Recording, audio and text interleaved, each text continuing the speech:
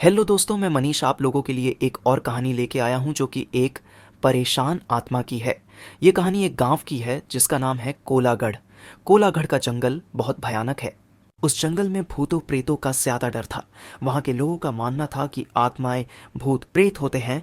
उन्होंने भी इस बात पर तब यकीन किया जब उन्होंने यह सब अपनी आंखों से देखा। दोस्तों, स्वागत है आपका हमारा चैनल शैडोलैंड पर।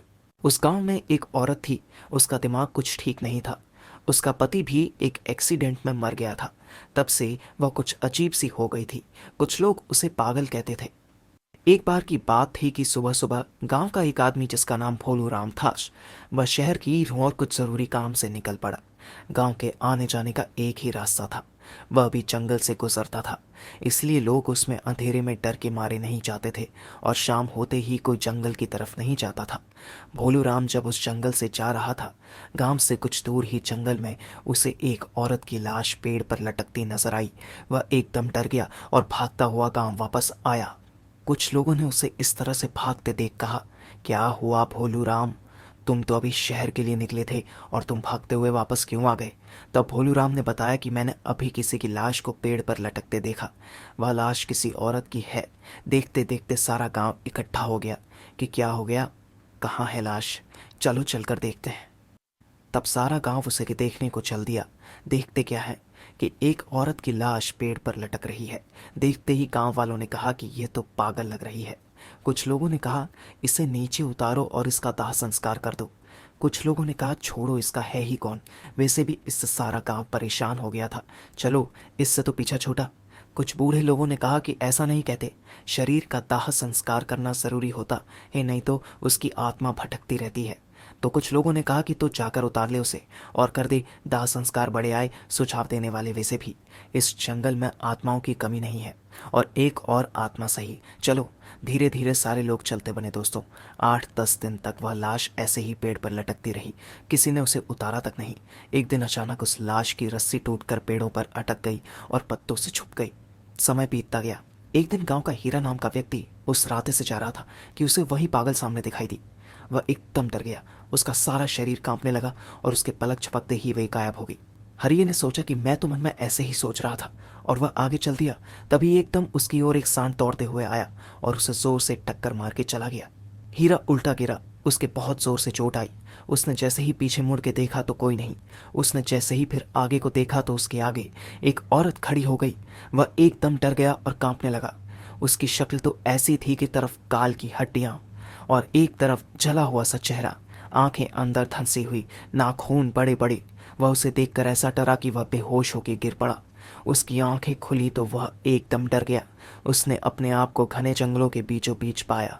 चारों तरफ से आवाजें आ रही थी, कहीं पत्तों में खर खर की आवाजें तो कहीं शेर के धड़ने की आवाजें।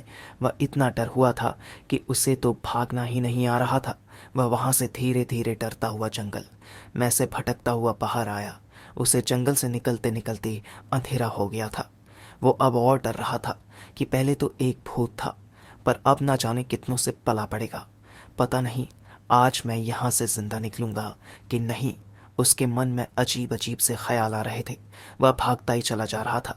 भागते भागते वो जाने कैसे उस जंगल से बाहर निकल के आया उसे इस हालत मैं देख। कुछ लोगों ने उससे पूछा कि इतनी रात को कहाँ से आ रहे हो, तुम्हें डर नहीं लगता क्या? उसने कुछ भी जवाब नहीं दिया। उसे विश्वास नहीं हो रहा था कि मैं गांव में जिंदा आ गया हूँ। वह घर पहुंचा और कंबल ओढ़कर सो गया। उसकी पत्नी ने उसे खाना खाने के लिए कहा, पर उसने कुछ जवाब नहीं दिया। उसने रात को एक सपना देखा और उस सपने में उसी परेशान आत्मा को देखा। वह उससे रो रो कर कह रही थी, मुझे बचा लो, मुझे इस नरक से बचा लो, ये लोग मुझे मार डालेंगे। ऐसा सपना देखकर वह उठ खड़ा हुआ। उसके पसीना निकल आया था और वह यह सोच रहा था कि यह सब मेरे साथ क्यों हो रहा है। सुबह हो गई लेकिन हीरा नहीं जगा। तब उसकी पत्नी ने उसे जगाने के हाथ लगाया तो उसे उसके चेहरे में उसी का चेहरा दिखा। वह चिल्ला पड़ा। तब उसकी पत्नी ने कहा, क्या हुआ? तुम शाम से कुछ अजीब से डरे हुए लग रहे हो ना। आखिर हुआ क्या है, मुझे बताओ। तब उसने सारी बात बताई। तब वह जाकर सारी बात समझी। धीरे धीरे यह बात सारी गांव में फैल गई कि वह पागल औरत भूत बन गई है। तभी कुछ लोगों ने बताया कि रात को यही आवाज कुछ लोगों ने सुनी जो जंगल से आ रहे थे कि मुझे बचाओ, मुझे इस नरक से निकालो। अब तो सारे लोग परेशान थे कि शहर का जाने का रास्ता भी बंद हो गया। अब हम लोग क्या करें? तब कुछ लोगों ने कहा कि हम लोगों को किसी महान आदमी की सलाह लेनी होगी कि ये सब मांझा क्या है। तब किसी एक आदमी ने कहा कि पास के गांव में भगत जी रहते हैं। वह आत्माओं के बारे में बहुत कुछ जानते हैं। जब सुखिया के लड़के को एक आत्मा ने पकड़ लिया था, तब उन्हीं ने उस आत्मा से उसे छुड़ाया था। तब कुछ लोगों ने कहा यही ठीक रहेगा। सब लोगों ने उस भक्त जी को गांव में बुलाया और उन्हें सारी घटना बता दी। भगत जी ने कहा कि तुमने उसके शरीर को न जलाकर बहुत बड़ी गलती कर दी, चाहे वो कैसी भी थी। इतना बड़ा जंगल होके भी तुम लोगों से 4 लकड़ियों का बंदोबस्त नहीं हो पाया था। इंसान कैसा भी हो, जब वह मर जाता है तो उसका दुश्मन भी उसकी अर्थी को कंधा देने को आ ही जाता है। पर तुमने तो सारी सीमाएं तोड़ दी। चलो, अब जो भी हो गया है उससे निपटने के लिए अब तैयारी करो। तब भगत जी ने हवन किया और अपना ध्यान लगा के देखा तो उससे वह आत्मा बंधी हुई नजर आई। तब पंडित जी ने उससे पूछा कि तुम्हें यहाँ किसने बांध रखा है? तब उसने कहा कि मुझे एक दरिंदे ने बांध रखा है। पहले उसने मुझे मार के पेड़ पर लटका दिया था, फिर गांव वालों ने मेरे शरीर का अंतिम संस्कार भी नहीं किया।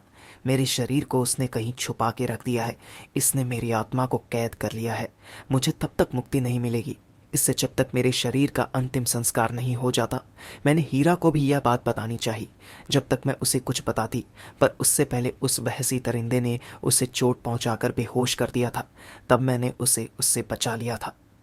तब पंडित जी सब समझ गए और कहा कि तुम चिंता मत करो, मैं तुम्हें अवश्य मुक्ति दिलाऊंगा। तब भगत जी ने आंखें खोली। तब उन्होंने कहा चलो, मुझे उस पेड़ के पास ले चलो जहां वह मरी थी। पंडित जी ने कहा कि जिस तरीके से अंतिम संस्कार करते हैं वह सारा सामान ले चलो। तब गांव वाले सारा सामान लेकर चल दिए। पंडित जी आगे आगे और गांव वाले पीछे पीछे। उन्होंने देखा कि वह पेड़ तो बहुत बड़ा हो गया है, वह बहुत घना हो गया है और लाश का कुछ भी अता पता नहीं है, नहीं उसकी हड्डियों का। तब पंडित जी ने कहा कि सारे लोग ऊपर चढ़ के ढूंढो, हमें यह काम शाम होने से पहले करना है। तब सारे लोग उस पेड़ पर चढ़कर उस लाश को ढूंढने लगे। बहुत देर तक वह लाश नहीं मिली। सारे लोग सोचने लगे लाश गई तो गई, कहाँ न हड्डियों का पता कहाँ गई। एक भी हड्डी नहीं मिली। तब पंडित जी ने नींबू दे दिया सबको और कहा जहाँ यह नींबू लाल हो जाए समझना वहीं पर लाश है। 2-3 मिनट बाद एक आदमी ने कहा ये रही लाश, ये तो हड्डियों का ढांचा है। उसका इतना कहते ही सारे लोग चीखने लगे। भूत भूत उनके सामने एक भयानक आदमी खड़ा है। उसके यह बड़े बड़े दांत, आंखें, लाल लाल मुंह, भेड़िए जैसा ये बड़े नाखून। लोग डर के मारे ऊपर से कूद गए। एक को तो उस भेड़िए ने ऐसा पकड़ के फेंका कि वह सीधा नीचे आके गिरा, चिल्लाने लगा। कोई नहीं ले जाएगा इसे, ये मेरी है, मैंने वर्षों से सजा के रखा है। उसने गुस्से में सारा पैर झकझोर दिया। ऐसा होते देख पंडित जी ने मंत्र पढ़ना शुरू किया। पंडित जी को मंत्र पढ़ते देख उसने उन पर हमला बोल दिया। पंडित जी को उठाकर फेंक दिया, पर पंडित जी के मंत्र बंद नहीं हुए। उन्होंने जो मंत्र पढ़ पढ़ के उसके ऊपर मिट्टी फेंकी, उसके शरीर पर जहाँ जहाँ मिट्टी पड़ी उसका शरीर वहीं से गलता जा रहा था। उसका एक हाथ टूट कर गिरा। वह पंडित जी के ऊपर ऐसा झपटा, पंडित जी उस जगह से हट गए और वह नीचे जा गिरा। पंडित जी ने फिर मंत्र पढ़ के उसके शरीर पर मारा। वह वहीं ढेर हो गया। उसकी आत्मा निकल के एक गांव वाले के अंदर घुस गई। उसने गांव वालों को ही मारना शुरू कर दिया।